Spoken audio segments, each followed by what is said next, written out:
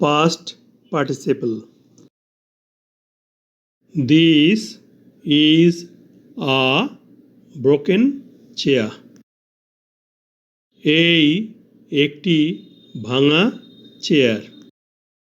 Broken ভার্বের ফর্মগুলো দেখে নেই।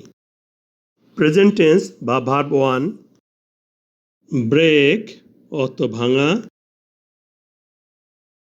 পাস্ট টেন্স বা ভার্ব 2, ব্রোক। পাস্ট পার্টিসিপল বা ভার্ব 3, ব্রোকেন। এ বাক্যে দিস সাবজেক্ট। এ বাক্যে ইজ ছাড়া আর কোনো ফাইনাইট ভার্ব নেই, তাহলে এটি প্রিন্সিপাল ভার্ব এবং প্রেজেন্ট ইনডেফিনিট টেন্স। কেমন চেয়ার? ভাঙা বা ব্রোকেন।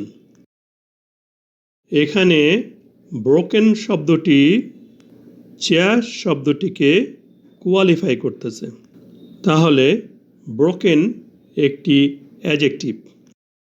ব্রোকেন ব্রেক ভার্বের পাস্ট পার্টিসিপল। এই জন্য অ্যাডজেক্টিভের এই রূপটিকে পাস্ট পার্টিসিপল বলা হয়। ভার্বের পাস্ট পার্টিসিপল ফর্ম যা আংশিক অ্যাডজেক্টিভ ও আংশিক ভার্বের কাজ করে তাকে পাস্ট পার্টিসিপল বলা হয়।